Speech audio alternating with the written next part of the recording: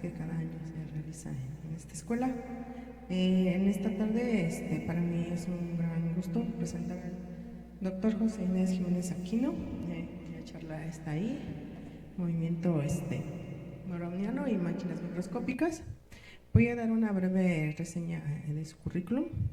El profesor José Inés es profesor titular C de tiempo completo en el Departamento de Física, en el área de Física de Sistemas Complejos de la UAM Iztapalapa. Es nivel 3 del Sistema Nacional de Investigadores.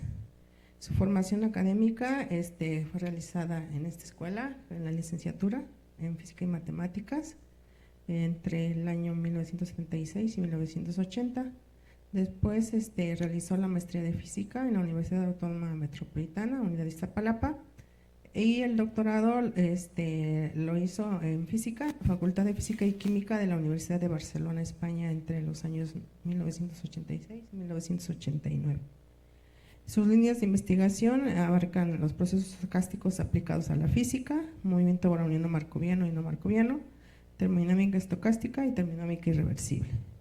El profesor tiene más de 80 artículos de investigación en revistas internacionales y nacionales con arbitraje estricto. En cuanto a la formación de recursos humanos, el profesor ha dirigido 2 tesis de licenciatura aquí en la escuela y tiene además 10 tesis de maestría en física, 8 en la UAM Iztapalapa y 2 aquí en la escuela también. Ha dirigido igualmente 2 tesis de doctorado en la UAM Iztapalapa y actualmente, bueno, está a punto de culminarse una tesis de doctorado aquí en la escuela. Además, bueno, tiene en este momento trabajando otras 3 tesis de doctorado en UAM Iztapalapa.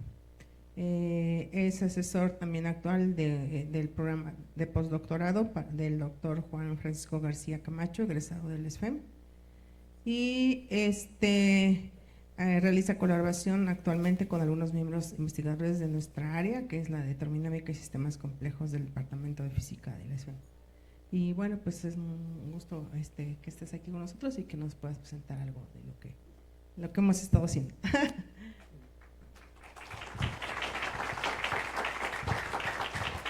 Muchas gracias.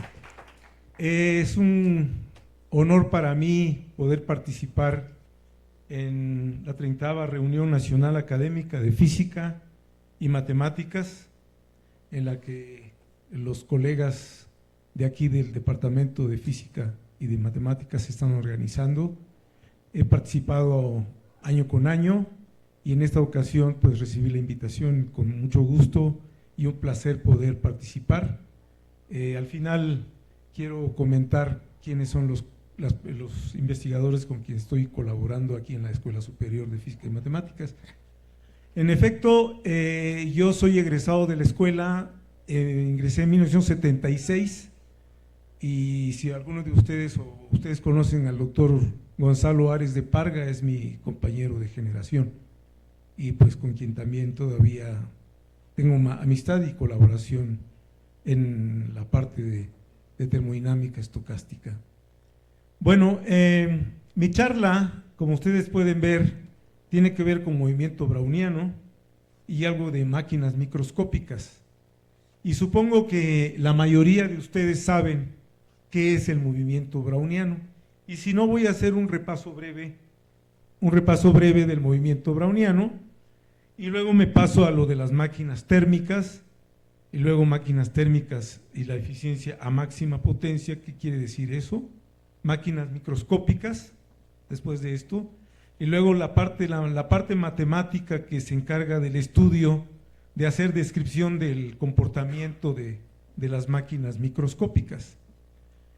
Ustedes saben que las máquinas térmicas o los refrigeradores térmicos, máquinas térmicas y refrigeradores tienen su origen con la termodinámica, se desarrollaron con la revolución industrial y Sadi Carnot fue quien estableció la termodinámica correspondiente y de ahí vino toda una playa de investigadores y de investigación que reportaron y culminó con la formulación de la termodinámica, la primera y la segunda, leyes de la termodinámica, la tercera ley también. Entonces, todo lo que es la termodinámica hoy en día, que es una parte fascinante de la ciencia, pues se complementa con la parte de la termodinámica o la parte de movimiento browniano, así como otras ramas de la ciencia que tiene que ver con la termodinámica. Entonces, mi charla la he dividido de esta manera, de tal manera que sea un poco sistemático la explicación que quiero hacer para conectarlo con lo del movimiento browniano. Bien, el iniciador del movimiento browniano es en honor al botánico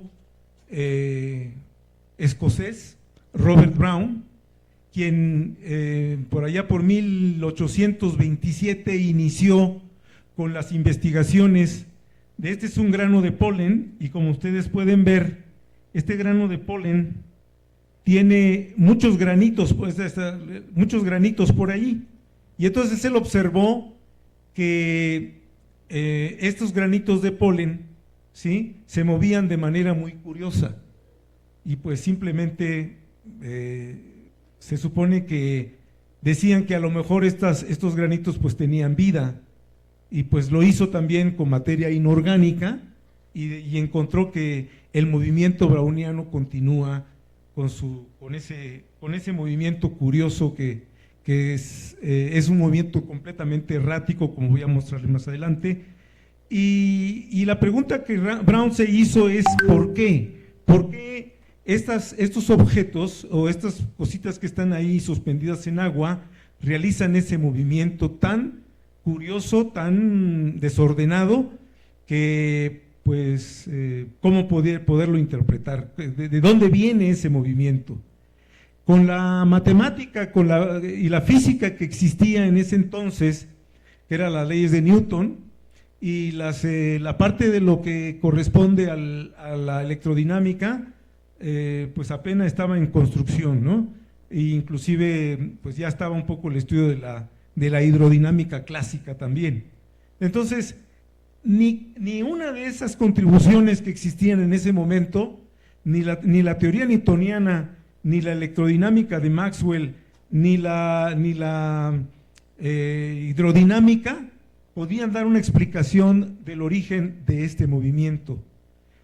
Los científicos más notables, entre ellos Faraday, especularon de cómo tratar de interpretar este movimiento, que si tenía que ver con cambios de temperatura, que si tenía que ver con la tensión superficial, que si tenía que ver con etcétera, etcétera, algún otro fenómeno que pudiera influir en el movimiento.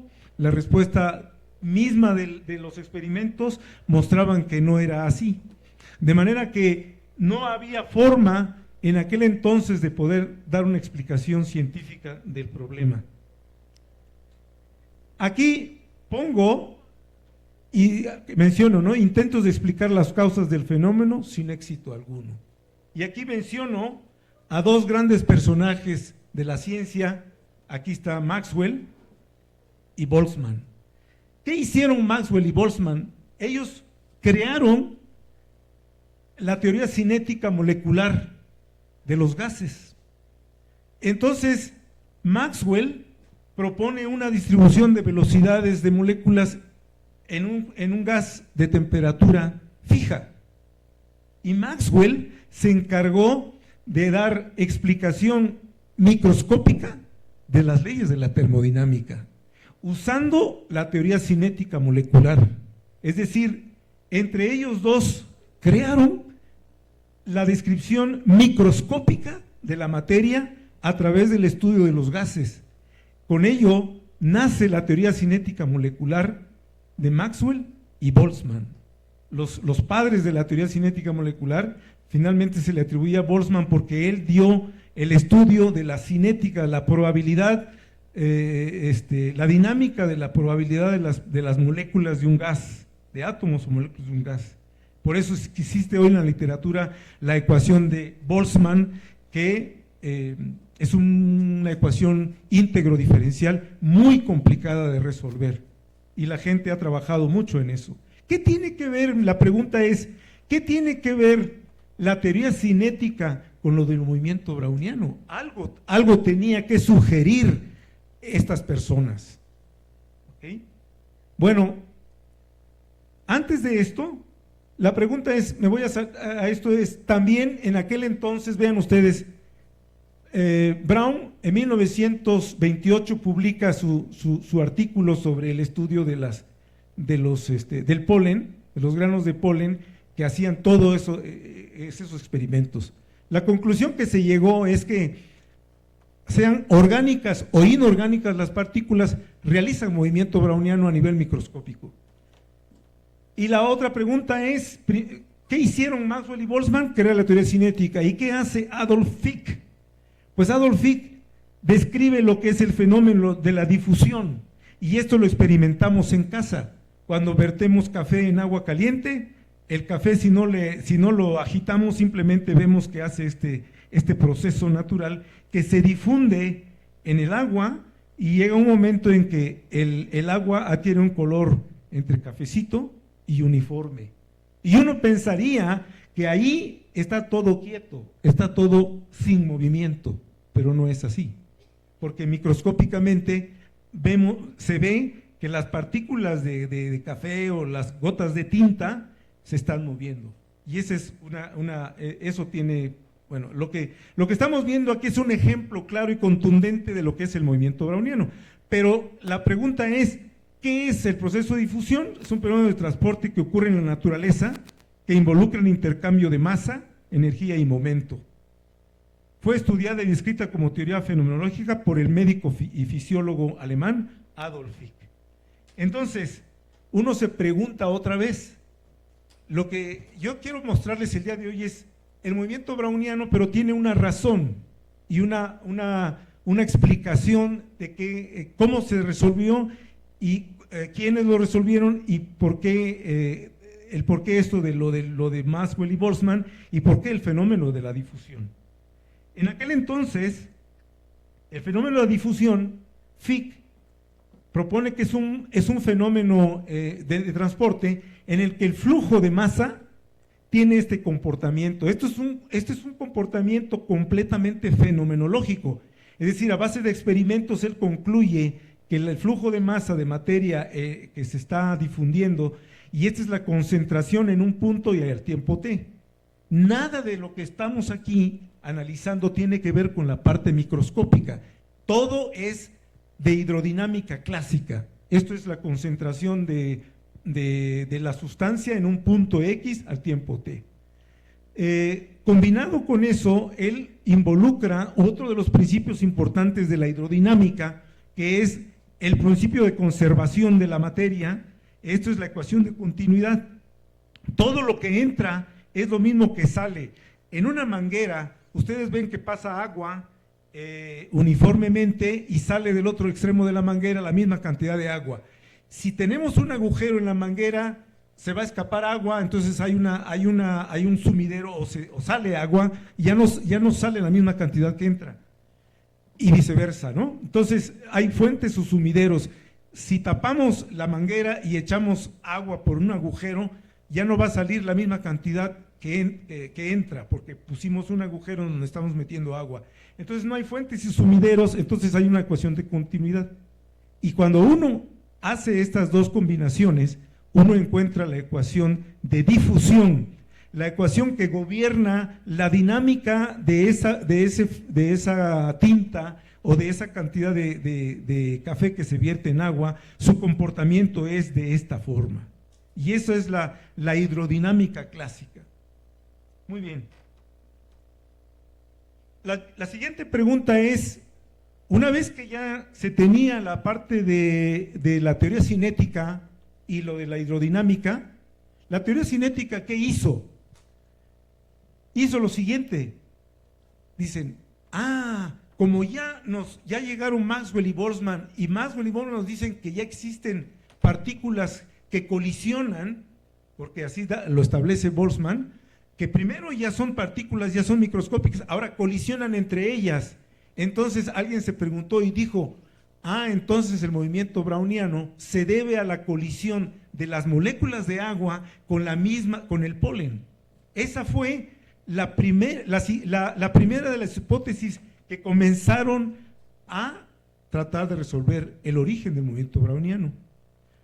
Hubo una persona que dijo, si eso es así, voy a tomar las leyes de Newton, la colisión entre partículas, una molécula con la partícula browniana, y voy a calcular la velocidad. Y calculó que era del orden de 10 a la menos 14. Estamos hablando de mediados del siglo XIX, que medir estas cantidades era prácticamente imposible. Entonces la conclusión es que no es cierto que la sustancia esté constituida por átomos y moléculas. Por lo tanto, se descarta la hipótesis de que el movimiento browniano sea producto de las colisiones. Se descartó. Pasa el tiempo, allá por 1900, el matemático francés Louis Bachelier publica en su tesis la teoría de la especulación, que tiene que ver con la matemática, teoría de probabilidades en cosas de finanzas.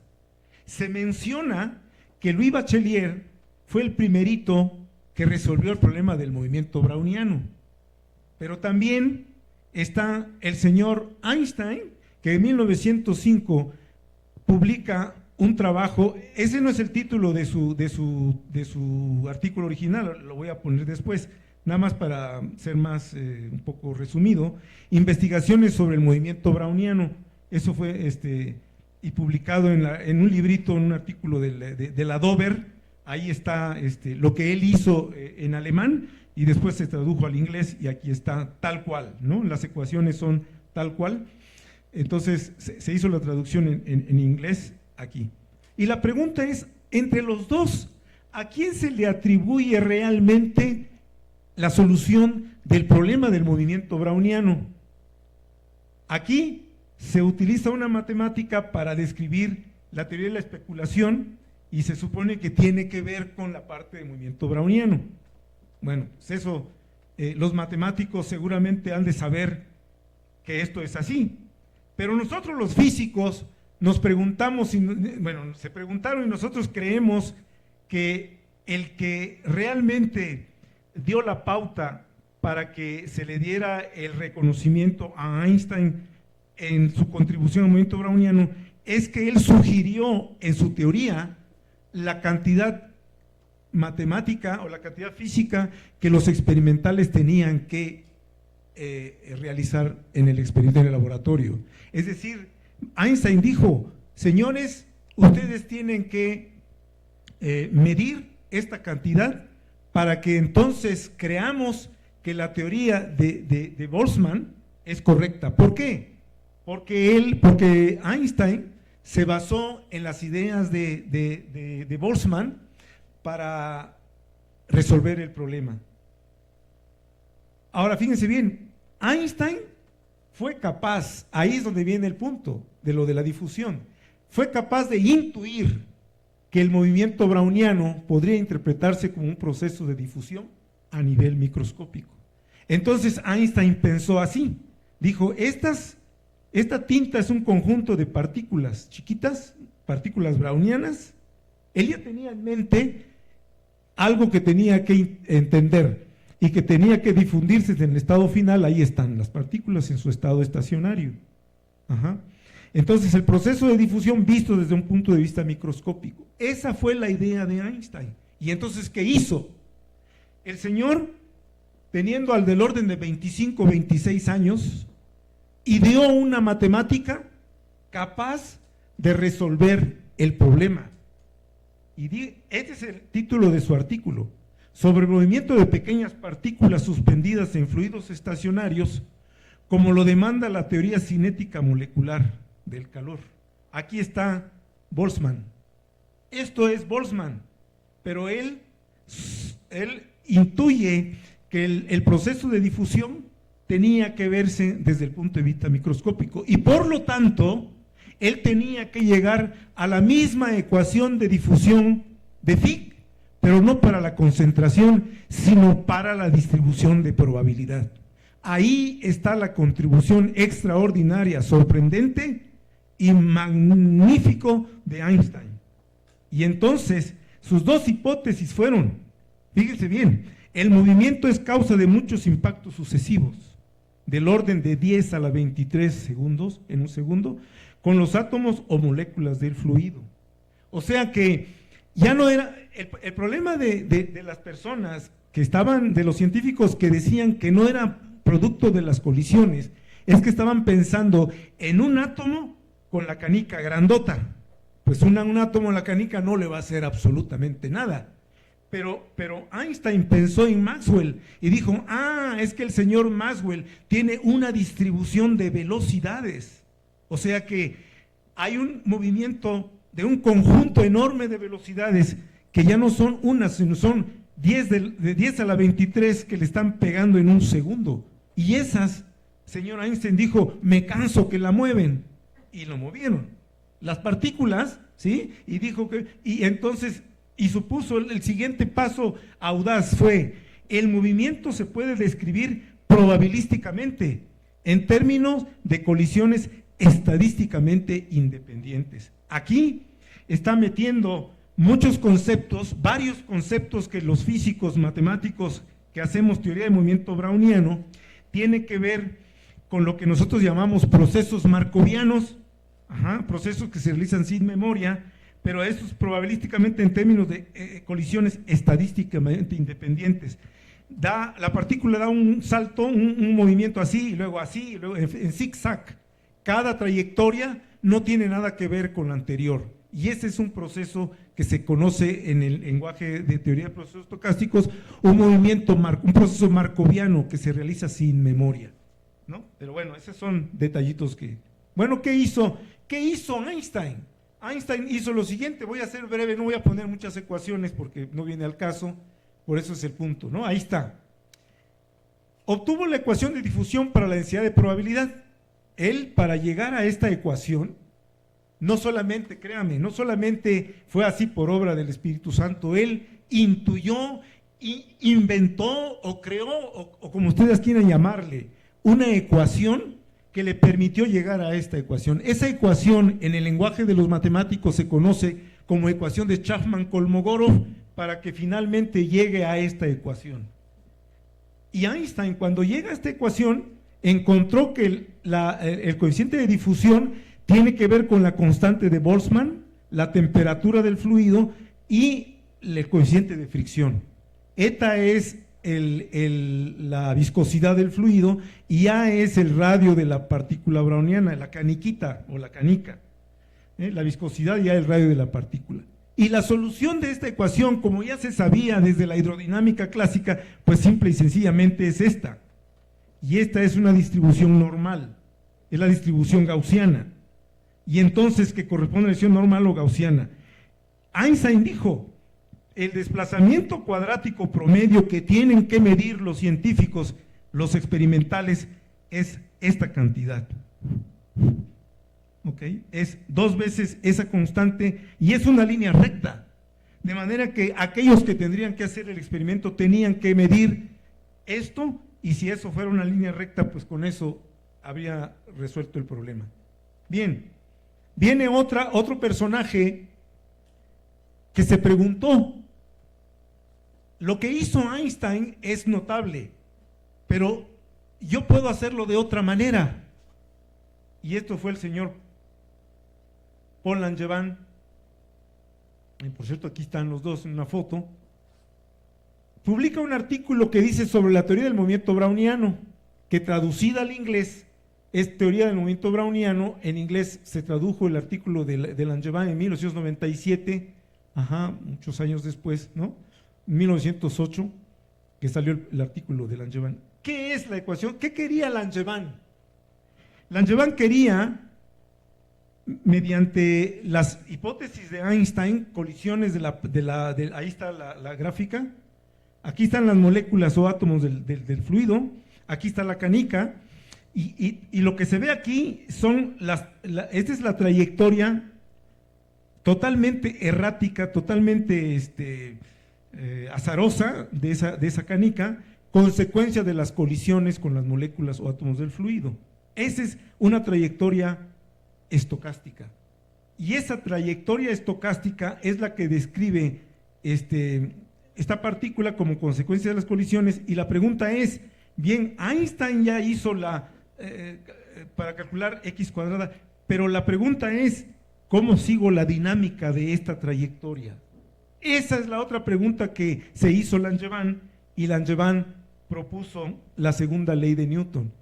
Claro, el propósito de Langevin era, a partir de la ecuación de Newton, encontrar el desplazamiento cuadrático promedio que ven ustedes aquí. Y vean de qué manera, Langevin no lo hizo como está aquí, Langevin lo hizo de otra manera, muy audaz. Tenemos un trabajo, la doctora Norma Oliver y nuestro estudiante Oliver, sobre lo que hizo Langevin, y lo extendimos para otras cosas, y resultó pues que funciona para otras cosas. Pero aquí el punto es, esta es la segunda ley de Newton: masa por aceleración igual a la fuerza del lado derecho. Pero del lado derecho tenemos dos fuerzas que se le ocurre a Langevin decir: como la canica está metida en un fluido, siente una fricción, que es la fricción de Stokes, que es menos alfa por b. Y esta fuerza es la que hace que la partícula comience a realizar ese movimiento completamente errático por las colisiones. Y esta ecuación, por muy simple que la ven, es complicada de resolver. Nadie hasta hoy en día ha sido capaz de resolverla tal como está, porque nadie conoce. Tendríamos que conocer la forma de esa fuerza en cada instante en que las moléculas colisionan con la partícula browniana, y eso nadie hasta este momento, ni la computadora más poderosa, ha podido resolver y saber quién es esta fuerza fluctuante. ¿Qué se hace entonces para encontrar lo que hizo Einstein y a través de Langevin? Bueno, pues lo que uno hace es sacarle la información estadística a esta ecuación. Es decir, esta es una ecuación microscópica, pero yo lo quiero ver estadísticamente. Tengo que hacer muchísimas repeticiones de muchas trayectorias y tomar el promedio, y una vez que tomo el promedio, pues puedo establecer las propiedades estadísticas de esta fuerza fluctuante. Y aquí viene lo que yo les mencionaba hace un rato. Cuando la fuerza fluctuante no tiene memoria, quiere decir que su correlación a un tiempo posterior es cero, porque cuando t es distinto de t', la función delta es cero. Ustedes saben que la función delta es un pico, y es cero en cualquier instante fuera del origen, por decirlo así. Entonces, si t es distinto de t', esto es cero, por lo tanto, no hay correlación entre esta fuerza a un tiempo posterior. Por lo tanto, se dice que el proceso no tiene memoria y se conoce como ruido blanco markoviano, y entonces así es como se denota esta propiedad. Al margen de esto, simplemente esta es la ecuación de Newton con una fuerza fluctuante, que se conoce también en el lenguaje de nuestro tema es como ruido estocástico, fuerza fluctuante o simplemente ruido. Entonces la ecuación de Newton se convierte en una ecuación de Langevin que propuso en 1908, y esta es una ecuación diferencial estocástica, porque es una variable que depende del tiempo. Y entonces, cuando uno resuelve esta ecuación, miren, una manera de resolverlo es eliminando este término de inercia. Esa es una forma de verlo de otra manera, y entonces la fricción pasa del lado izquierdo y se convierte en esta ecuación muy simple. Este es, como en el lenguaje de los matemáticos se conoce como el proceso de Wiener, que es la dinámica de la partícula influenciada por el ruido. Su solución, simplemente se toma el cuadrado de eso, se hace esa integral, se sustituye esta correlación aquí y se demuestra lo que obtuvo Einstein. Vean de qué manera muy sencilla, muy simple, se hace lo que Einstein hizo de una manera muy complicada. Y la pregunta es, ¿qué demonios tiene que ver esta ecuación con la de Einstein? Pues tiene que ver, están conectados, porque esta se puede deducir, de esta se puede deducir la ecuación de difusión de Einstein. Bueno, en una presentación de hoy en la tarde, más tarde, tengo un póster en donde pongo la ecuación de Langevin y la ecuación de difusión de Einstein, cómo se obtiene, y también cómo se obtiene el caso no markoviano. Por eso lo comento, porque esta ecuación con la ecuación de difusión de hace rato, esta tiene que ver, están conectadas. Y por eso es el asunto del... Bueno, pues vean, aquí termino la exposición de la parte del movimiento browniano con lo siguiente. La teoría de Einstein y de Langevin se encargó este señor Jean Perrin y su discípulo entre los años 1908, en que salió publicado el trabajo de Langevin, y 1911. 2 años se llevaron para hacer el experimento y mostraron que el desplazamiento cuadrático promedio es una línea recta. Pero más aún, con los datos experimentales del fluido y dimensiones de la partícula, dedujeron de la fórmula de Einstein que el número de Avogadro era igual a 6.4 por 10 a la 23. Actualmente el valor más preciso de ese número es 6.02 por 10 a la 23. Nadie había resuelto el problema del movimiento browniano hasta 1905, en que Einstein y 1908 Paul Langevin propusieron que había que medir el experimento de esa cantidad, y de manera contundente, con esa D que tenían la pendiente de la recta, calcularon el número de Avogadro, y eso dio contundencia y abrió el camino a que la materia efectivamente estaba constituida por átomos y moléculas. Perrin fue galardonado con el premio Nobel en 1916 por todas sus contribuciones del movimiento browniano.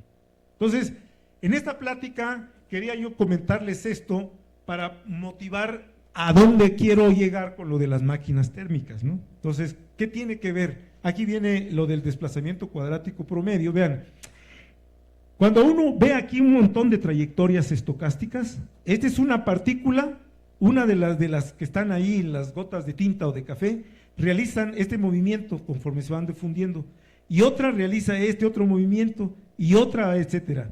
En promedio, mientras más partículas brownianas, y miles de ellos, millones de ellos hagas el promedio, todas van a coincidir en esta línea recta.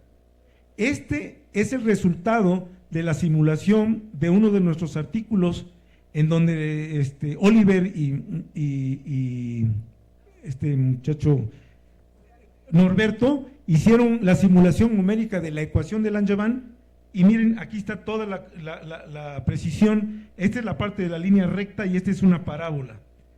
Resulta que el desplazamiento cuadrático promedio exacto tiene un comportamiento cuando hace 1t menor que tiempo de relajación, casi es una partícula libre, y este es cuando ya está en difusión. ¿Qué quiere decir tiempos largos y tiempos cortos? Tiempos cortos, fíjense bien, cuando vertemos la gota de tinta en agua, apenas si siente la presencia del fluido, no colisiona. Entonces se comportan como si fueran partículas libres. En el momento en que entran ya en contacto con las moléculas del fluido, entra en el proceso difusivo, que es esta línea recta. Este es el desplazamiento cuadrático promedio del régimen difusivo, que es a partir de aquí. Entonces, para tiempos cortos la partícula no siente al fluido, y para tiempos largos ya siente al fluido. La pregunta es, en esa charla de las máquinas microscópicas, ¿qué tiene que ver el movimiento browniano con esto? Bueno, pues, antes de dar respuesta, y como estamos hablando de máquinas, pues seguimos, y ahora viene la parte de termodinámica.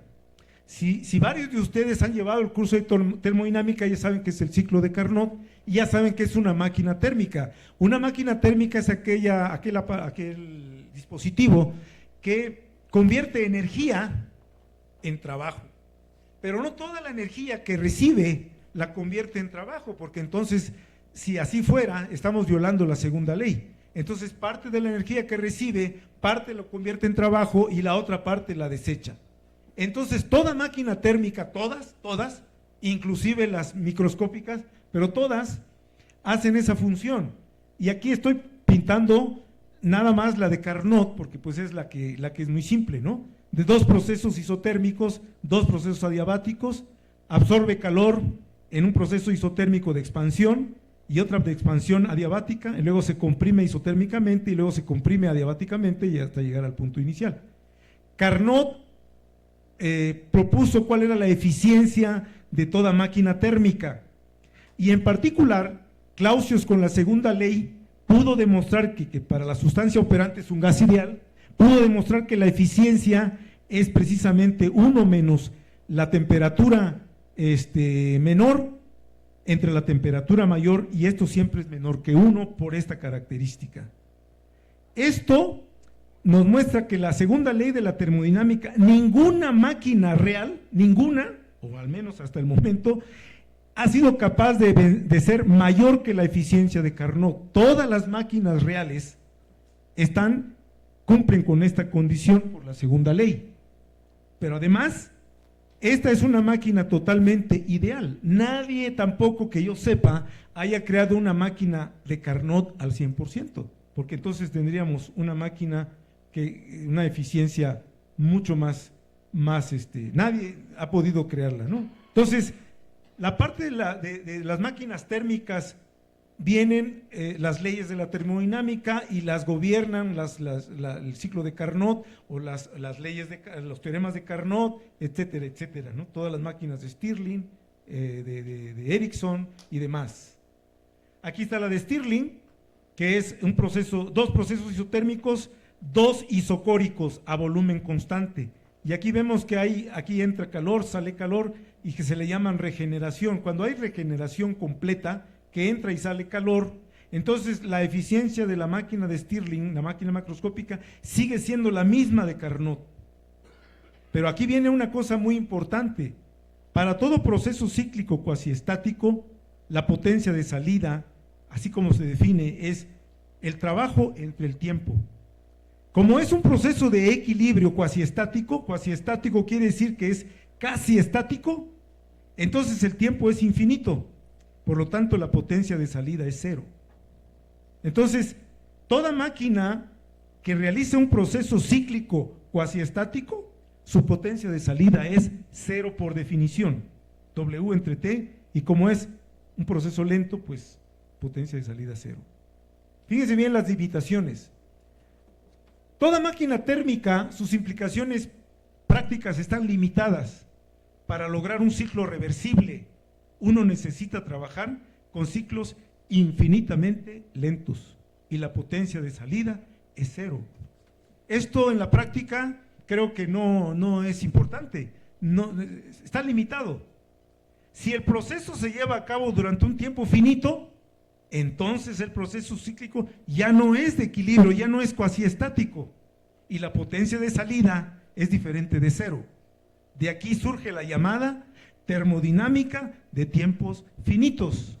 Aquí en el departamento de física, en sistemas complejos, de termodinámica de sistemas complejos, hay gente experta que han trabajado en la termodinámica de tiempos finitos, han trabajado máquinas de Stirling, de Carnot, de otras máquinas, etcétera, etcétera, y han encontrado una variedad de aplicaciones de la termodinámica de tiempos finitos, máquinas macroscópicas, y hay una contribución muy importante. Entre ellos está el doctor Fernando Angulo, está el doctor Luis Arias, está la doctora Norma, está en fin, más colegas que han contribuido, y alumnos del doctor Fernando, de Luis, de la doctora Norma, han contribuido a este campo de investigación que es la termodinámica de tiempos finitos en cuanto a las máquinas macroscópicas. Fíjense bien que cuando uno habla de termodinámica de tiempos finitos, pues otra vez uno tiene que remontarse a la parte histórica en el que, pues aquí están los señores Chambadal, ¿no? Y Novikov. Aquí están las contribuciones desde 1957, que inicia el estudio de la termodinámica de tiempos finitos.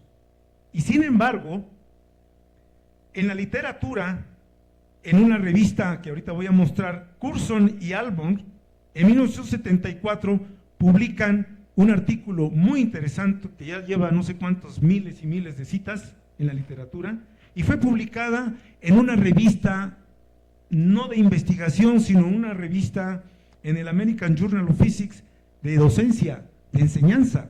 Pero ese artículo revolucionó el campo de la termodinámica de tiempos finitos. Aquí está el artículo de Curson y Albon en el American Journal of Physics, ¿no? Publicado en 1974. La eficiencia de la máquina de Carnot se trata para el caso cuando la potencia de salida está limitada por el flujo de calor que se transfiere y sale de la sustancia operante.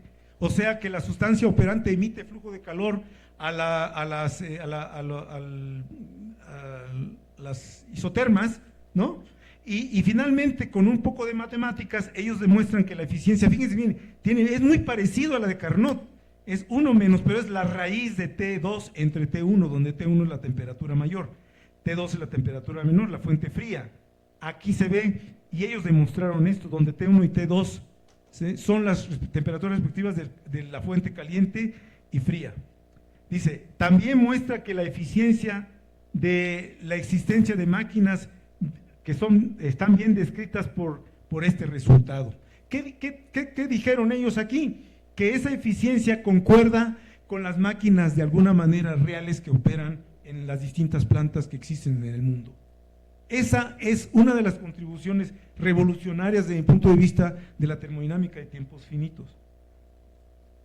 Bueno, yo quería mostrarles lo siguiente porque en este artículo nosotros sacamos información muy relevante de este artículo en donde mencionan justamente la eficiencia máxima potencia, pero utilizando un método que se llama de baja disipación. ¿Qué quiere decir este método de baja disipación? Ahorita lo voy a mostrar, es muy sencillo. Fíjense bien aquí, están mostrando que la eficiencia de Carnot, la eficiencia, pero también recuperan, con este método recuperan la eficiencia de Curzon y Almond, que está aquí. Por esa razón, nos llamó poderosamente la atención este método, porque aquí está la de Curzon y Almond, y además puedes calcular la eficiencia de Carnot. Simplemente la pregunta es, ¿cómo le hacen aquí para calcular la eficiencia a máxima potencia utilizando este método? Bueno, pues el método de baja disipación consiste en lo siguiente. No es difícil de entenderlo, vean. El punto de partida del método de una máquina de Carnot que opera en condiciones de equilibrio, fíjense bien, es una máquina de Carnot que opera en condiciones de equilibrio. Tiempo del ciclo es muy largo, efectivamente. El sistema permanece muy cerca del equilibrio a lo largo de todo el ciclo. O sea, el primer punto de partida es que yo tengo que suponer que el primer sistema está en equilibrio. Y el siguiente paso, ahora sí, pero si yo quiero caracterizar el sistema real, ya el proceso cíclico ya no es reversible, ya es irreversible a tiempo finito, entonces va a ocurrir un tiempo finito. Entonces la propuesta que hicieron en el artículo anterior, ¿sí?, es que juega un papel, los procesos disipativos juegan un papel fundamental, y entonces pongo mi parte de equilibrio, este es el calor producido por la máquina en su parte de equilibrio, más la parte irreversible, es decir, esta cantidad tiene que ver con la irreversibilidad que se va a la fuente caliente, fuente fría, entre el tiempo que tarda en llevarse a cabo esa transferencia de calor en el proceso isotérmico. En el otro proceso isotérmico de Carnot está la parte de equilibrio y una perturbación que tiene que ver con lo no equilibrio, y meten que es esta producción de entropía en el tiempo finito. Y aquí se menciona, esos cocientes es la producción de entropía a lo largo de la rama isotérmica caliente y fría, y sigma representa las irreversibilidades. Estas dos, fíjense bien lo sencillo, lo contundente y sencillo de esta propuesta. Parto de equilibrio y por lo tanto le meto la parte de irreversibilidad, la disipación, lo tomo en cuenta, por eso se llama baja disipación, porque es lineal. Si yo quiero tomar la parte cuadrática, lo que sea, pues ya es más complicado, se complica el problema, pero la parte lineal es esa parte disipativa de baja disipación. Esa es la razón. Entonces, vean, lo que hicieron en ese artículo Exposito y compañía, que son los autores de ese artículo, calcularon la potencia de salida, que ya no es infinita, que ya es finita, el trabajo entre esta cantidad, el tiempo total del ciclo.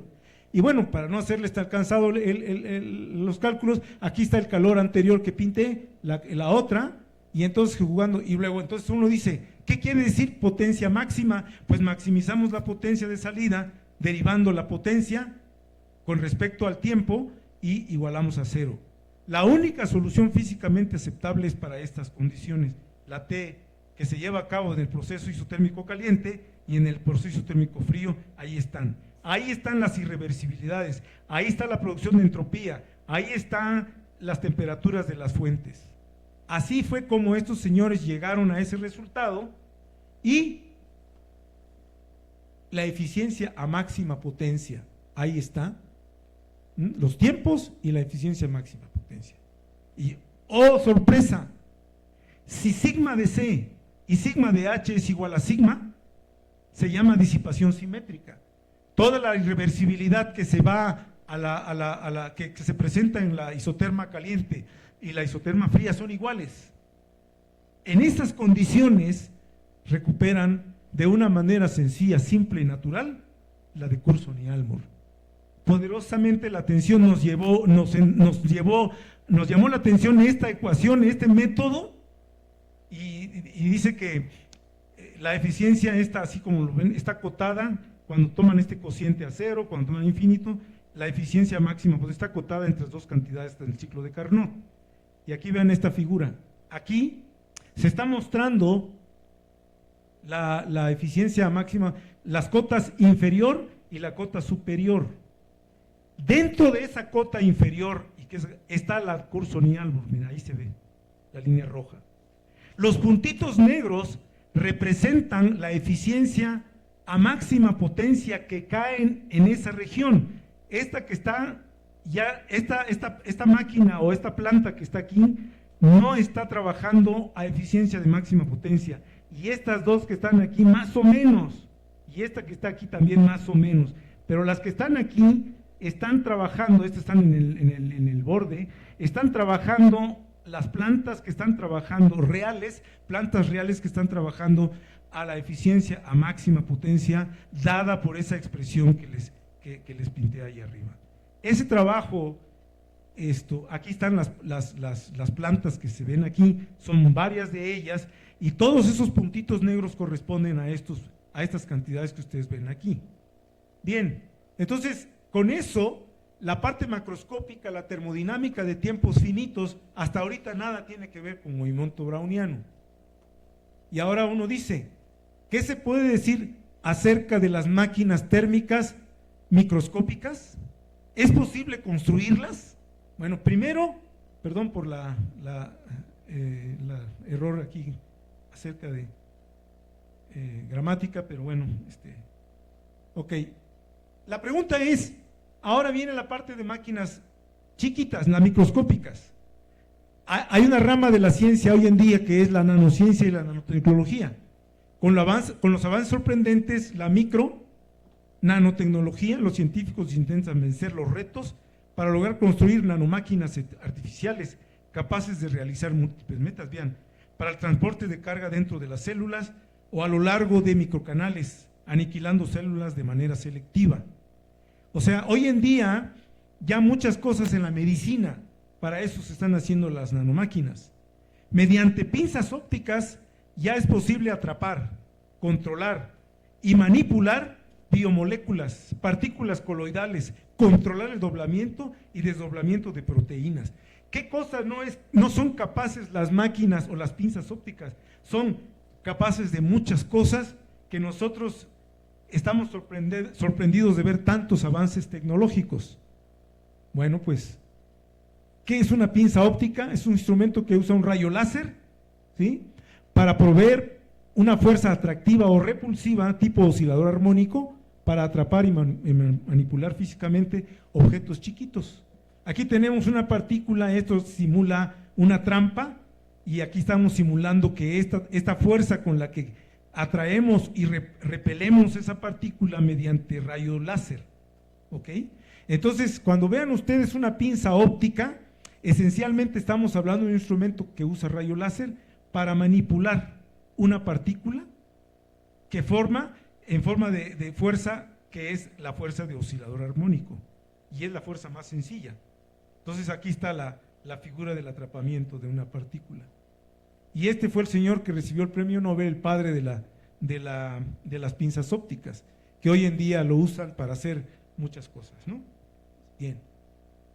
Bien, ahora viene la siguiente pregunta. La primera máquina microscópica térmica tipo Stirling fue diseñada por Bichle y Bechinger, dos investigadores físicos alemanes, en su trabajo publicado en 2012 con el título de realización de una máquina térmica de tamaño microscópico.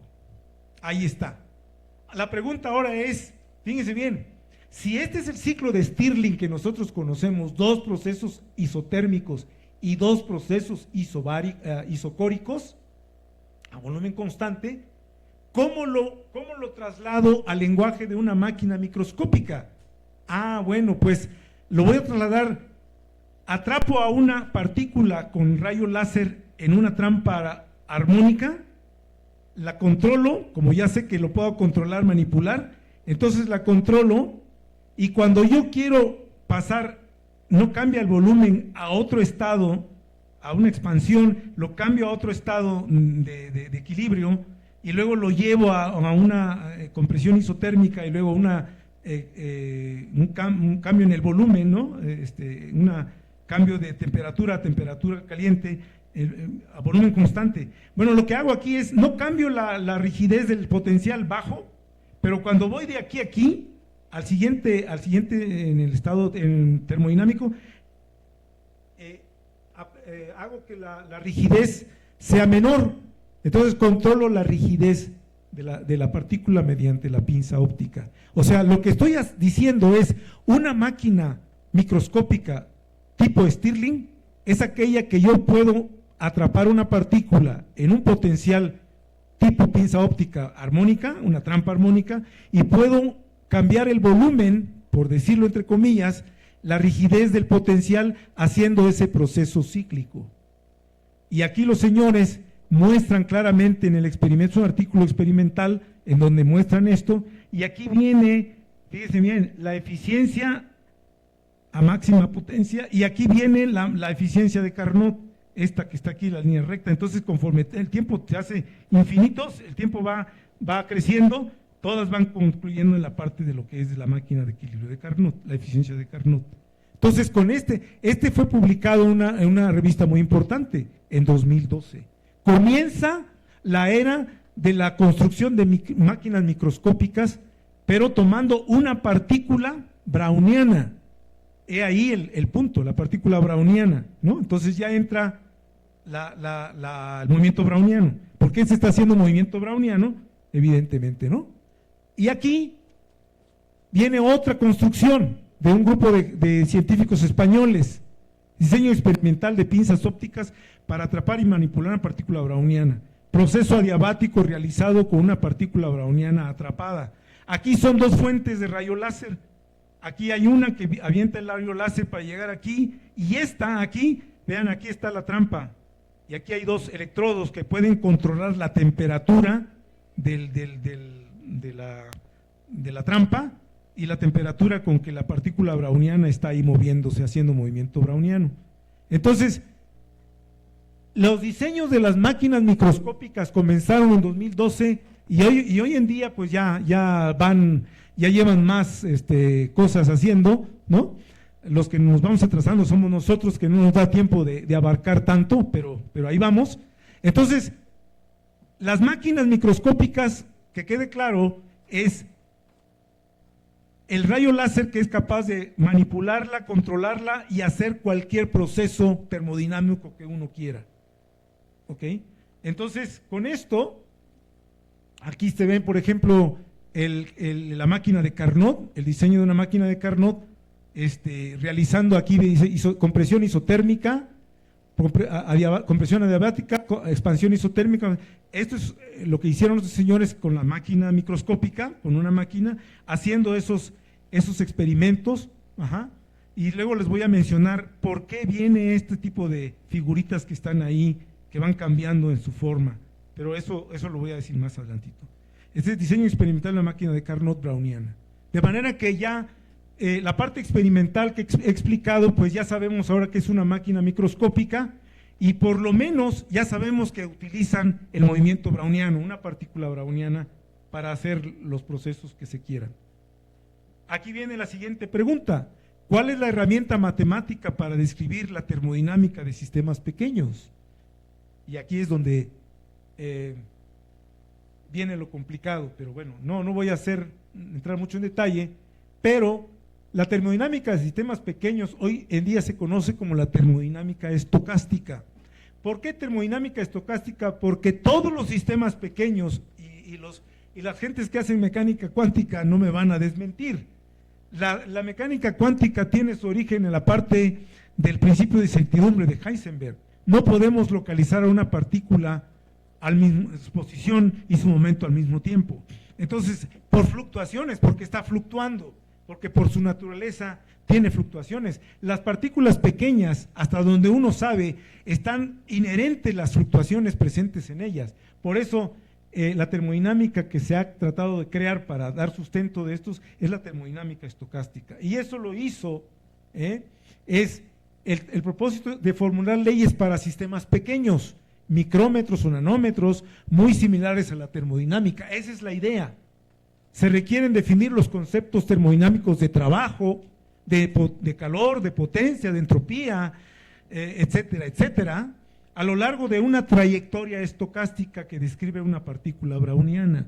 Ahora ya queda claro lo del movimiento browniano. Hace rato les dije que una partícula browniana realiza un movimiento completamente errático. Pues este señor Sekimoto se le ocurre agarrar la ecuación de Langevin y de ahí formular la primera ley, primera ley de la termodinámica estocástica. Y van a ver ahorita qué sencillo es, pero encierra complicaciones matemáticas que no crean ustedes. Pero más o menos la idea es, en este libro, este libro lo tenemos en el grupo, y ahí está toda la termodinámica estocástica del señor Sekimoto. Bueno, fíjense bien, ahora sí un poquito de matemáticas. La propuesta de Sekimoto es la siguiente. Esta es la ecuación de Langevin que yo les pinté al principio. Esta es la derivada de la velocidad con respecto al tiempo, nada más que la masa ya está metida aquí con la P, momento lineal. Aquí está la fuerza de fricción de Stokes, aquí está el ruido, la fuerza fluctuante, y aquí está la fuerza de un potencial, pues es la potencial armónico. Así como lo ven ustedes, así de sencillo, así de simple. Esta es la que yo les dije que cuando el proceso, quitamos el término de inercia, nos queda el caso sobreamortiguado. Es cuando quitamos, en la ecuación anterior que les puse al principio, tenía yo la fricción al lado izquierdo y el ruido, no estaba el potencial. Pues este proceso sobreamortiguado es despreciar el término de inercia. Cuando la fricción domina a la inercia, se elimina este término, entonces tenemos dos tipos de ecuaciones de Langevin, la completa y la sobreamortiguada. Y la sobreamortiguada en ambos no hay ningún problema. Sekimoto define la cantidad de calor que la partícula browniana puede intercambiar con el baño de la siguiente manera, fíjense bien, toma el balance entre la fuerza de fricción y la fuerza fluctuante, ahí están las dos, y las multiplica por un diferencial de posición y a eso le define el calor que la partícula puede intercambiar. ¿Ven ustedes? Así uno dice, sí, pero esto encierra una complejidad que no tienen ustedes idea porque son trayectorias estocásticas, ¿no? En donde estamos definiendo calor a lo largo de una trayectoria estocástica, ¿no? Entonces, Sekimoto fue capaz de una vez agarrar la ecuación de Langevin, la primera, no la sobreamortiguada, y la convierte, es capaz de hacer esto con un poco de matemáticas, y entonces pone la diferencial de la energía E, que es como la energía interna, pero aquí es P cuadrada y aquí está el potencial, y está el calor y el trabajo. El diferencial de calor ya está definido y el diferencial de trabajo está aquí. Tiene que ver con el potencial armónico, en este caso sí es potencial armónico, pero aquí lo plantea él para cualquier potencial. Y entonces aquí está precisamente el balance de energía, que es la primera ley de la termodinámica para el mundo microscópico, para una trayectoria estocástica de una partícula browniana, muy similar a la primera de la termodinámica. En el caso sobreamortiguado, él llega a que diferencial de E, la E es P cuadrada, es el potencial. ¿Por qué? Porque está quitando el término de inercia, entonces queda nada más esto. Estas dos ecuaciones que ustedes ven aquí, tanto el caso sobreamortiguado y el caso completo, satisfacen la ecuación tipo primera ley. Y esa es la que nosotros hemos utilizado para tratar de encontrar la eficiencia máxima potencia de una máquina de Carnot browniana. ¿Okay? Entonces, la herramienta matemática ya la tenemos gracias a Sekimoto. La pregunta es, ¿podemos extender el problema macro a nivel micro? ¿Qué necesitamos para lograrlo? Bueno, pues rápidamente, usamos el método de baja disipación que hicieron Esposito y compañía. La eficiencia a máxima potencia es de una máquina térmica browniana tipo Carnot, porque no podemos decir que sea la máquina de Carnot, porque pues no es la máquina, es tipo Carnot. El punto de partida, nuevamente, es una máquina térmica browniana tipo Carnot operando en el régimen cuasiestático reversible. Si el proceso cíclico ya no es reversible, entonces es irreversible a tiempo finito. Y entonces, ¿qué está pasando?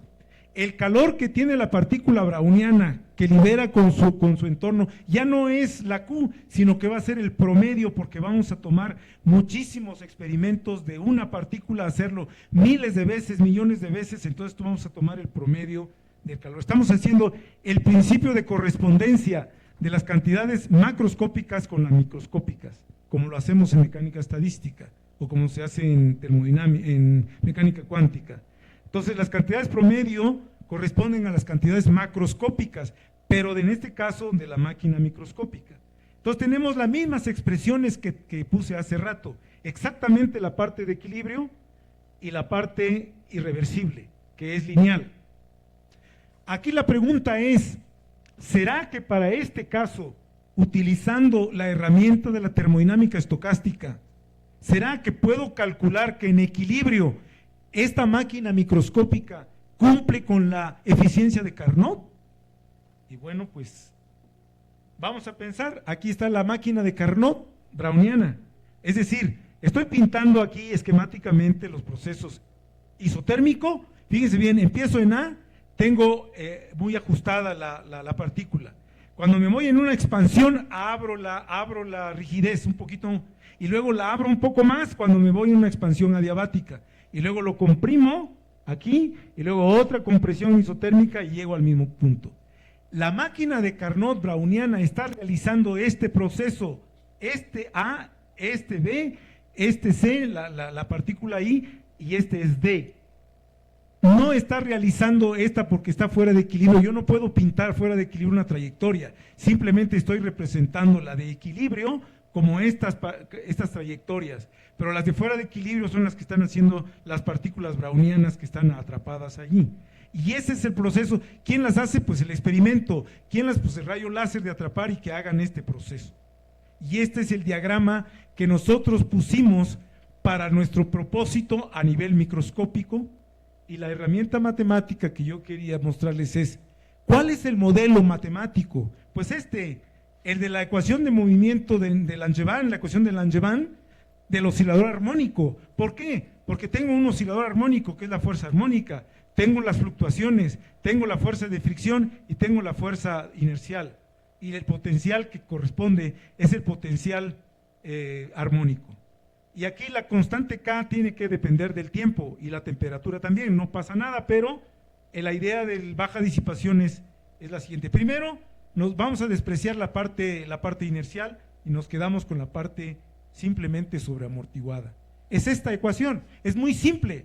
Y aquí tengo la derivada de la posición por la fricción, la fuerza armónica y la parte fluctuante. Las propiedades estadísticas del ruido es esta, no tiene memoria, perdón, me faltó aquí la delta de T menos T prima, la delta, y aquí la temperatura depende del tiempo, la rigidez depende del tiempo porque la puedo, fíjense bien, y entonces yo puedo transformar esta ecuación. ¿Cuál es la idea entonces de baja disipación? La idea de baja disipación que se nos ocurrió es calcular la ecuación tipo ecuación de estado de mi problema y calcular las propiedades termodinámicas como calor, trabajo, entropía, energía libre, etcétera. Pero a partir, en termodinámica, en mecánica estadística, uno dice, calcula la energía libre, calcula la entropía, calcula el estado. Uno tiene que calcular la función de partición.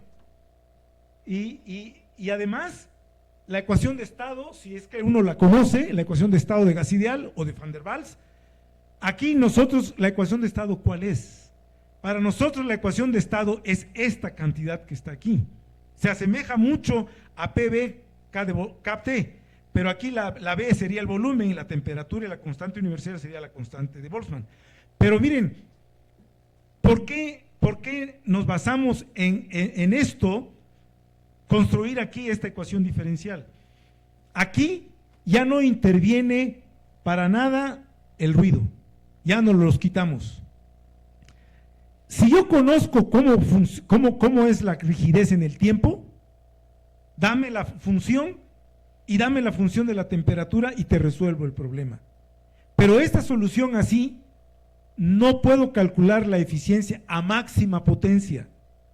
Sí puedo calcular la eficiencia, puedo calcular el calor, puedo calcular todo lo que quieran, siempre y cuando me den quién es KdT y TdT. Esa es la ecuación de Langevin transformada para el movimiento browniano de una partícula atrapada en una trampa armónica y cuya ecuación de estado, entre comillas, satisface que para cuando yo me voy al estado de equilibrio estacionario, porque es ahí donde yo quiero calcular la eficiencia de Carnot, ahí, entonces tengo que calcular la ecuación de estado que tiene esta forma. Con esa cantidad, yo puedo calcular, fíjense bien, el primer paso de la baja disipación. ¿Cuál es el? Que el proceso sea cuasiestático reversible para obtener cantidades termodinámicas. ¿Cuáles? Calor, entropía, etcétera. Esto se puede lograr en nuestro caso con la ecuación de estado, esta. Vean, es una ecuación tipo, por eso le pongo entre comillas, ¿sí? Porque la ecuación de estado termodinámica es PV igual a RT, o la de Van der Waals, o la de Dietrichi, o la de la que ustedes quieran. Son ecuaciones de estado que involucran variables termodinámicas. Aquí, nuestras variables de estado son el promedio de X cuadrada, la constante K de la rigidez del resorte y la temperatura, que juegan en el caso similar de un gas P, B y T. Vean la similitud. Eso es lo que nos permitió a nosotros poder avanzar en nuestro trabajo. Por ejemplo, según Sekimoto, la energía interna termodinámica es la suma del potencial más un medio de K de Boltzmann T, es decir, que para la parte termodinámica yo tengo que poner el potencial armónico, pero en promedio, y un medio de K de Boltzmann T de equilibrio. Esta es la energía de equilibrio, la equipartición de energía, y esta es la del oscilador armónico. Utilizo la primera ley que me dice Sekimoto, y de ahí puedo calcular el trabajo. Aquí está, un medio del promedio de X cuadrada, y el calor, el diferencial del calor que está por aquí. Fíjense bien, todo esto me lo está dando la termodinámica de equilibrio. Por lo tanto, yo puedo calcular trabajo, Q, etcétera, de equilibrio. Entonces, con esto puedo llegar a lo siguiente: el trabajo que la partícula puede realizar con cada proceso cíclico, de A a B, en nuestra, nada más rápidamente les voy a mostrar los procesos para ya no volver aquí. De A a B, esta es una expansión isotérmica. De B a C, expansión adiabática. De C a D, compresión adiabática, isotérmica, y compresión adiabática de D a A.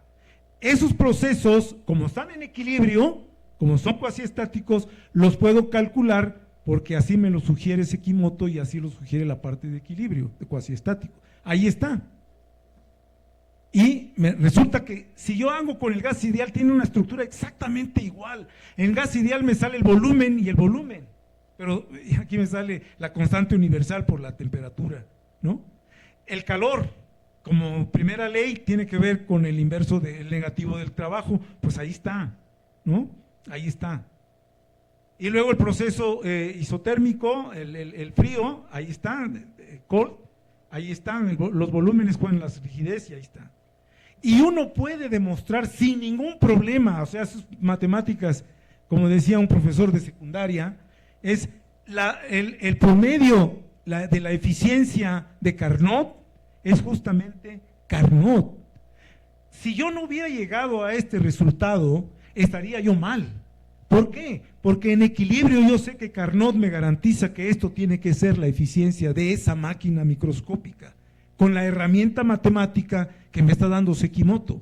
Entonces, con eso puedo, entonces ya tengo la parte importante que es de equilibrio. Ahora me tengo que ir a baja disipación y definir la eficiencia y la irreversibilidad y la potencia, la máxima potencia, seguimos el mismo método que baja disipación para obtener esta cantidad P.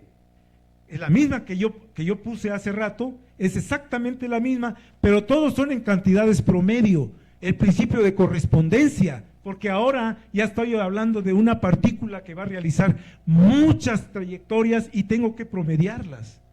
Por eso, al promediarlas voy a encontrar mis cantidades termodinámicas, y ahí están. Encontré que esta TH y TC es igualito que la que tienen en el artículo de Physical Review Letters. Aquí están, nada más que allá era delta S, pues mi delta S de entropía en equilibrio es esta que está aquí, y la delta S de equilibrio es esta que está aquí. No hay ningún problema, llegamos a esto. Y la eficiencia máxima potencia es exactamente la misma estructura matemática que la que tenemos en el caso macroscópico, ahí están. Y también recuperamos Curzon y Almord cuando hay eficiencia simétrica, la irreversibilidad simétrica, la recuperamos y tenemos la misma eficiencia de Curzon y Almord a nivel browniano. De manera que con este trabajo dimos el paso importante utilizando ese trabajo de Physical Review Letters para irnos al caso microscópico. Esta gráfica muestra en dónde cae, como no tenemos muchos resultados experimentados o plantas de máquinas brownianas, solo tenemos aquella que nos reportó Blickle, la que nos reportó Blickle, en los alemanes en el primer máquina o la de Carnot que nos reportaron los españoles, pues calculamos y un punto experimental cae en esta región del caso browniano. De manera que esta cantidad es solo un resultado experimental que cae en ese rango de valores. No hay, insisto, no hay plantas que tengan más, pero bueno, los experimentos nos muestran que no estamos lejos de la realidad, ¿no? Bueno, pues con esto quiero mostrarles, ¿cuánto tiempo tengo? 15 minutos. 10 minutos, ok. Bueno, aquí, este es el grupo de colaboración que yo quería mostrarles. Aquí está la doctora Norma, el doctor Gonzalo, aquí está Oliver, y este es mi postdoc, que es ex estudiante de Gonzalo, Francisco García Camacho, está haciendo mi postdoc allá en la UAM Iztapalapa, y pues estamos colaborando todos haciendo movimiento browniano de electrones con frenado a la radiación, de manera que estamos ya tenemos un trabajo por ahí y un capítulo de libro. Entonces, quiero agradecer ante todo esto a los colegas de aquí de la escuela, a mis profesores, a mis colegas profesores por darme la oportunidad que vine yo aquí en 2017 a hacer mi sabático, en que conocí a la doctora Norma, y gracias a eso hemos formado un grupo de trabajo, hemos trabajado bastante, tengo una relación de amistad con mucho cariño, lo manifiesto, son mis profesores, mis colegas, y la verdad les agradezco infinitamente este espacio, esta escuela que mi alma mater, aunque yo me fui a otra parte, pero sigo cultivando, cosechando cosas, y bueno, de todo esto pues ha salido una cantidad de trabajo que ustedes pueden ver aquí. Desde 2020, Norberto fue nuestro primer tesis de licenciatura, entre la doctora Norma y yo, movimiento browniano con campo magnético. En 2021 ya entró Oliver y hicimos oscilador armónico browniano con el método de Langevin. Y aquí está la parte, este es un trabajo en la revista Física A, también con Norberto, con Oliver, con la doctora Norma. En 2022 y publicamos el movimiento browniano de radiaciones con frenado a la radiación de electrones en plasma. Y aquí viene lo de las máquinas térmicas, las máquinas térmicas usando baja disipación. Y aquí están, esta va a ser la tesis doctoral de Oliver, este artículo, y luego el refrigerador browniano, que también es la tesis de Oliver, que ya pronto pronto se va a doctorar. Y este que acabamos de publicar en este año, y este es un capítulo del libro que nos invitaron a participar, y ya está publicado en línea, y está en Open Access. Es un libro del Open Access Book, ¿no? Y entonces esto tiene que ver con movimiento de plasmas. Y recientemente acabamos de escribir un artículo de divulgación que está en Avances y Perspectivas del CINVESTAF. Entonces, con esto, muchas gracias. Termino con mi presentación y les agradezco mucho.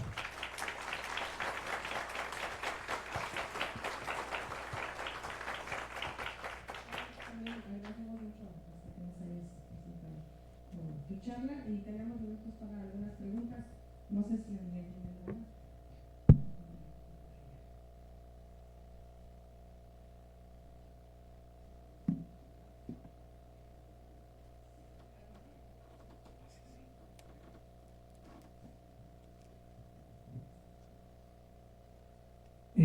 Bueno, primero, muchas felicidades. Quisiera decir que un trabajo bastante elaborado se ve, y la verdad lo expuso, en mi opinión, bastante bien. La verdad es muy motivante para estudiar también y seguir estudiando el movimiento browniano y las máquinas termodinámicas. Y quisiera saber cuánto tiempo le tomó hacer este trabajo y qué lo motivó a hacerlo. Sí, muchas gracias por el comentario y buena pregunta. Cuando yo vine en 2017, establecí una colaboración con la doctora Norma. En realidad, en 2018 comenzamos a hacer ideas que yo traía, pero lo de las máquinas térmicas, si te refieres a eso, esos dos trabajos que están en las revistas importantes, empezó durante la pandemia, en 2021. Y créame que no fue fácil, porque nadie había llevado el problema macroscópico a nivel microscópico. Nadie. Yo busqué en la literatura, nos cansamos de buscar el método de baja disipación desde 2021, que teníamos la pandemia en su pleno apogeo. Estábamos reuniéndonos en Zoom, hasta con colegas españoles, colegas de Norma, le preguntamos, oye, y la idea estaba bien. El problema es que no logramos cuajar cómo proyectar la parte a nivel microscópico, hasta que poquito a poquito, 2021, 2022, en 2023 fue donde nos aceptaron el trabajo. Uno de los referees nos dijo que estaba bien, pero que no era para la revista que queríamos publicarlo. Entonces lo mandaron a un adjudicador, y el adjudicador no dudó, inmediatamente respondió y dijo que el trabajo era, ¿cómo se dice?, original, y tenía que publicarse en esa revista. Y eso pues nos dio mayor impulso, mayor ánimo, y pues seguimos en eso, ¿no? Entonces empezamos en realidad lo de máquinas microscópicas en 2021. Ya llevamos 4 años trabajando arduamente y seguimos con eso. Ok, muchas gracias y muchas felicidades. Muchas gracias. ¿Puedo complementar un poco? Bueno, aquí digamos que también quería destacar que el profesor Husseines ha trabajado fundamentalmente en procesos estocásticos, o sea, toda la gran parte de su tesis doctoral tuvo que hacer uso de la parte matemática, aprender a hacer matemática, y digamos que nosotros aquí teníamos una experiencia en la parte de termodinámica, de máquinas químicas. Entonces, fue una forma, digamos, de unir las dos experiencias y los dos conocimientos, lo que nosotros sabíamos con lo que él sabía, y ya fue cuando, digamos, esos dos artículos culminan esa colaboración y esa unión de experiencias que sentimos. Otra pregunta. Bueno, aquí tenemos otra y luego vamos a empezar.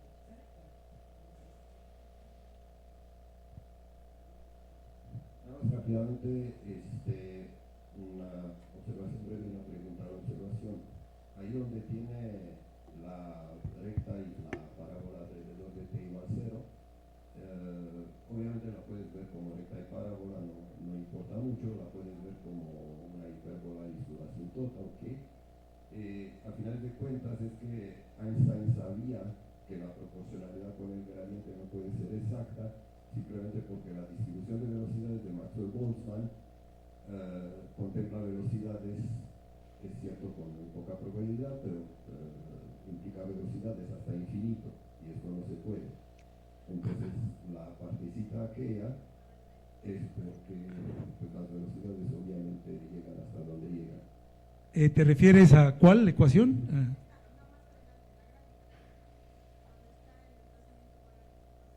Ajá. Ajá. Entonces, la corrección alrededor de t igual 0 es muy obvia porque pues ahí no puedes tener una gaussiana, ¿no? Sí, sí, sí. Sí, sí, sí, sí. Okay. Y ahora la pregunta que quizás es más interesante respecto al trabajo que se hizo y que es admirable, pero ya no repito todas las felicitaciones porque el tiempo es corto, la cuestión de la potencia máxima y algunas que, en fin, máquinas que caían fuera ahí. No tuve tiempo de ver bien la deducción de las dos en fin, valores mínimos máximos.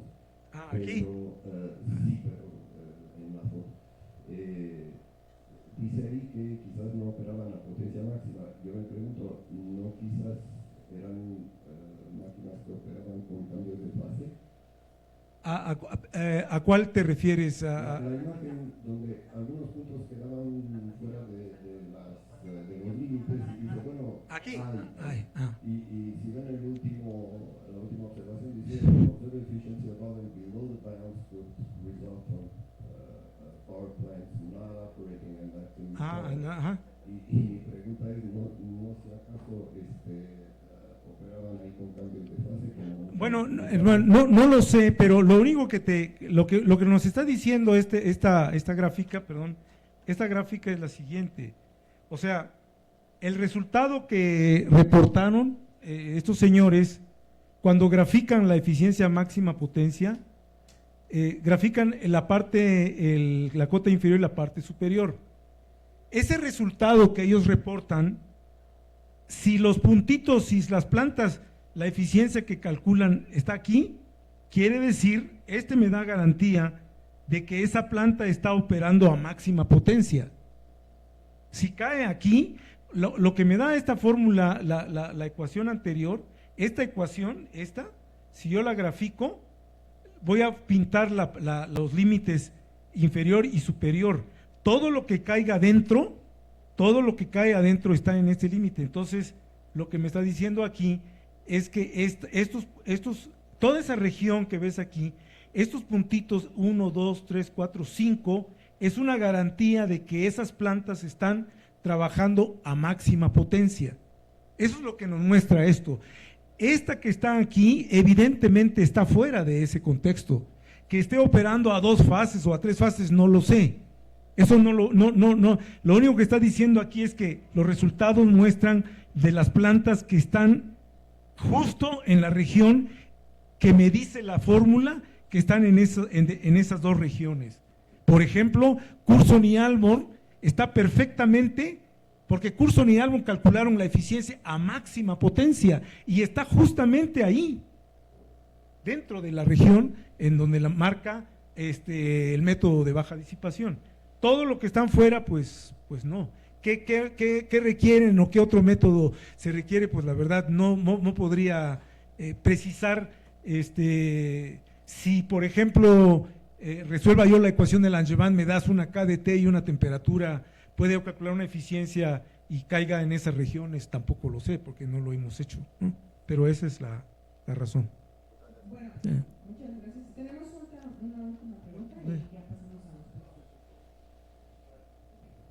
Es nomás una pregunta. Siempre que aparece una nueva teoría que tiene que ver con la termodinámica, en este caso puedo hablar de máquinas térmicas brownianas, siempre se va a preguntar, la segunda ley se va a romper. Sí, muy buena pregunta. Mira, Sekimoto hasta ahorita, déjeme ver si puedo. Sí, no, creo que más adelante. Sí. Muy buena pregunta, ahí está. El problema es que hasta ahorita la única forma de pasar a la producción de entropía en este lenguaje es agarrar la entropía de Gibbs. Y el logaritmo de la entropía toma la entropía a lo largo de una trayectoria estocástica y la probabilidad, pero toman la entropía de Gibbs. No, hasta ahorita no se ha podido formular, así como ahorita obtener, por ejemplo, algo que identifique que esa sea la segunda ley de la termodinámica. Estamos tomando información de la termodinámica y llevarla a nivel microscópico. Aquí salió de manera natural, porque partió de aquí. Y la pregunta es, ¿cómo parto de aquí para llegar a la definición de entropía, por ejemplo? ¿No? Y eso todavía no está resuelto. Bueno, ya nada más comentar que, bueno, esta área de investigación que se llama termodinámica estocástica o energética estocástica también, es un área, digamos, de reciente desarrollo. Bueno, el libro de Sekimoto está en el 2010 y su primer artículo que habla sobre estos cálculos son de 1998. Entonces tiene muy poco que realmente se está desarrollando y todavía hay muchas cosas por encontrar, y de hecho se han encontrado también muchas cosas interesantes que aquí ya no se comentan, como los famosos teoremas de fluctuación, ¿no? Y muchas cosas que tienen relación con lo que se aprende, digamos, desde el punto de vista de la termodinámica macroscópica, ¿no? Y bueno, con las ¿no? Bien. Bueno, y le agradecemos mucho al profesor José Inés su charla y hacemos entrega de nuestro conocimiento. Gracias. Por su participación. Bueno, y entonces